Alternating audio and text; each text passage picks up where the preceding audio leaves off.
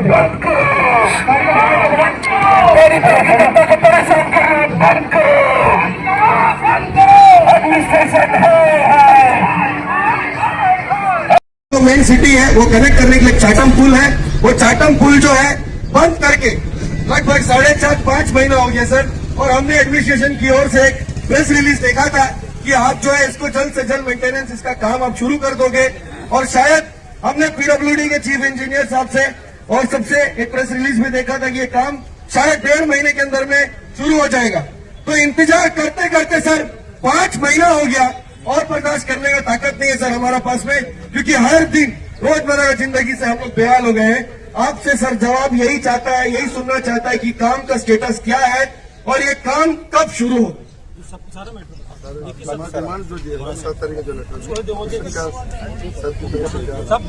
हाँ सर, उसके बाद में सर जो ऑटो रिक्शा है सर, हमने आप लोग ने एक बैटरी कार वहां पे ऑपरेट करना शुरू किया है सर। बैटरी कार का वजन हमारे हिसाब से सर 700 से 800 केजी है और उसमें जो है 8 पैसेंजर लेके जाते हैं सर।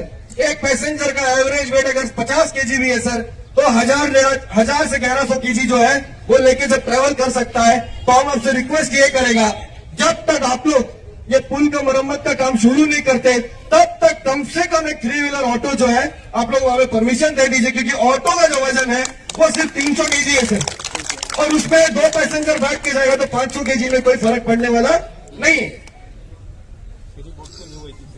और दूसरा सर, हम जो बम्बू फ्लोट जेट्टी से मैरिन जेट्टी तक जाते हैं वो जो बोट का फ्रीक्वेंसी है सर वो हर 2-2 घंटे में। तो अभी जो 4 व्हीलर पैसेंजर है वो चाटम से तो सर नहीं जा सकता है, क्योंकि आपने 4 व्हीलर का मूवमेंट वहां पे बंद करके रखा हुआ है। तो हमारा रिक्वेस्ट ये है, जो फ्रीक्वेंसी है जो 2 घंटा में सर एक एडिशनल व्हीकल फेरी जो है आप मेरीन फोनिक्स में जेट्टी तक हम लोगों को एक एडिशनल व्हीकल फेरी दे दीजिए। एक यहां से छोड़िए, एक व्हीकल फेरी वहां से छोड़िए, ताकि वो 2 घंटा का समय जो घट के हम लोगों को 1 घंटा हो जाए। और सर ये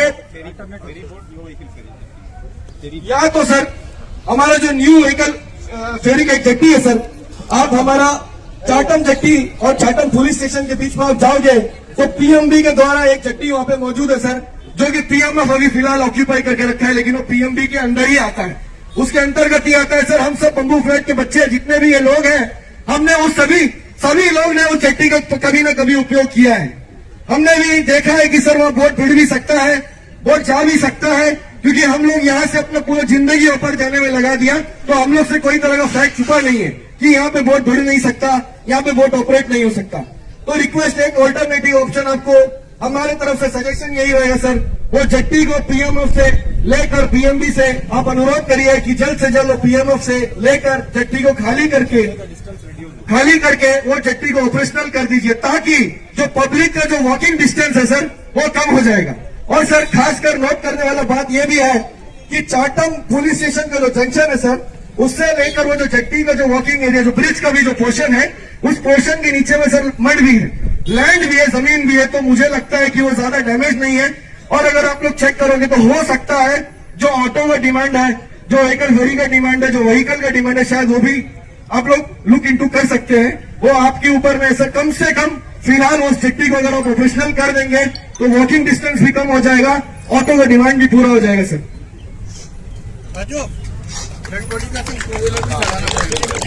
और सर हमारा बहुत बड़ा एक मुद्दा है कि जो पेशेंट यहां से हम लोग जाते हैं सर, पेशेंट ठीक है सर, जो डेड बॉडी का एक केस है सर जिसमें मैं भी भुगत चुका हूं, हमारे मित्र भी यहीं पे है, मेरा बहुत खास फ्रेंड है यहीं पे मौजूद है सर, देखिए सर मुत्तू भाई है सर। बात क्या है सर, सुबह 3-4 बजे के आसपास में बहुत दुख के साथ में बोल रहा हूं सर, एग्जाम्पल इसीलिए मजबूर है सर, इसीलिए एग्जाम्पल दे रहा है कि इनका पिताजी गुजर गए थे। हम सुबह 7 बजे तक का इंतजार करते रह गए कि व्हीकल फेरी आएगा, तभी हम लोग जो है बॉडी को लेकर मॉर्चुरी वैन के साथ में बोट से पार होंगे। सबसे पहला प्रॉब्लम हो गया सर मॉर्चुरी वैन अरेंज करने में, क्योंकि पानी पर का जनता का हुआ में कोई सुनने वाला और कोई देख रेख करने वाला उतना ऑप्शन है नहीं। फिर भी हम 7 बजे तक इंतजार करते रह गए और 7 बजे जो व्हीकल फेरी तो वहां से मूवमेंट होने लगा सर, हम लोगों को मॉर्चुरी चढ़ा दिया सर।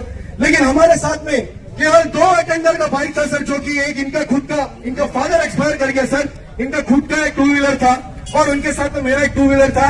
सर हम लोगों को टू व्हीलर में चढ़ने नहीं दिया गया सर।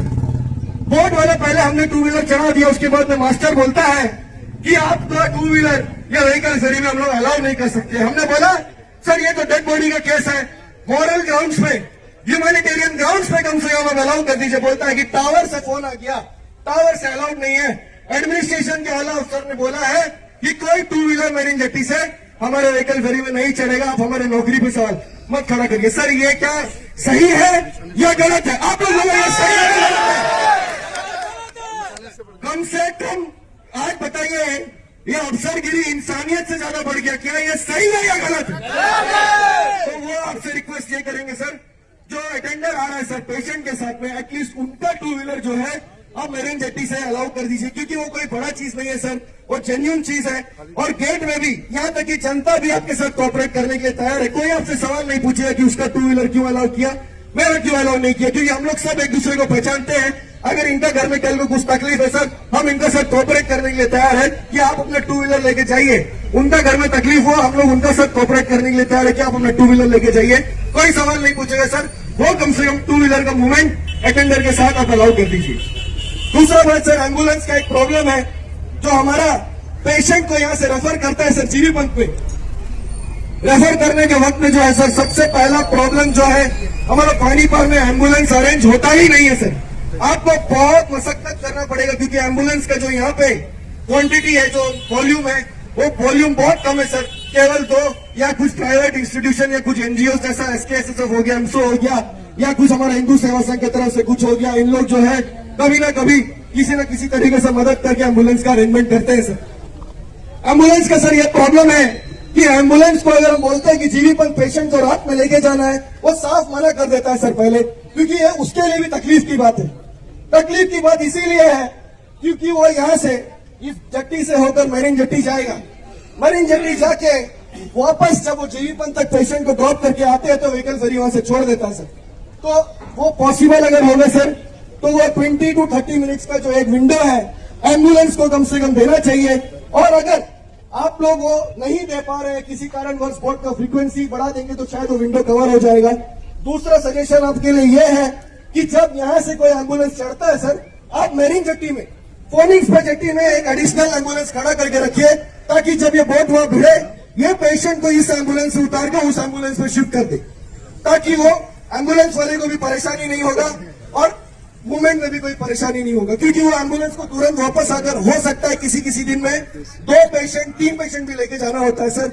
अगर उसको बोट नहीं मिलता है, वो एम्बुलेंस का जो ड्राइवर है वो बाई रोड आता है सर, 1.5 घंटा ट्रैवल करके उसको अगर हम लोग दोबारा बोलेंगे कि आप लोग को दोबारा पेशेंट लेके जाना, तो उसके लिए भी तकलीफ की बात है सर। वो आप प्लीज देख लीजिए।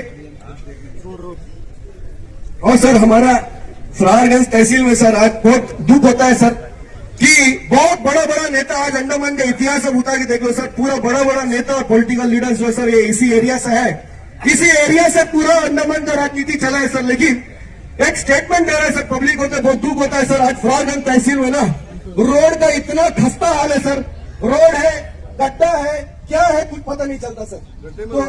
तो रोड का जो मरम्मत का जो काम है, आप कृपया करके आप सर अनुरोध है सर, रोड का जो भी पॉट होल्स है उसको जल्दी रिपेयर कर दीजिए सर। पूरा फरारगंज तहसील का बहुत बुरा हाल है, क्योंकि हम लोग जो 4 व्हीलर है, जो बोट में नहीं जा रहा है, जो पैसेंजर है, जो बस है, जो व्यक्ति है जिसको इस तरफ जाना है, उसको ट्रैवल करने बहुत प्रॉब्लम होता है सर। रोड प्लीज कैसा भी आप कर लीजिए। बस ये पॉइंट जो है सर, सबसे मेन मुद्दा है सर, ब्रिज का काम कब शुरू होगा सर, मेंटेनेंस का, वो आप हम लोगों को बता दीजिए सर। और ऑल्टरनेटिव ऑप्शन जो नया जेटी वाला है उसका क्या आपने सोचा है सर, वो प्लीज आप हम लोगों को बता दीजिए, क्योंकि हम लोग ये नहीं चाहते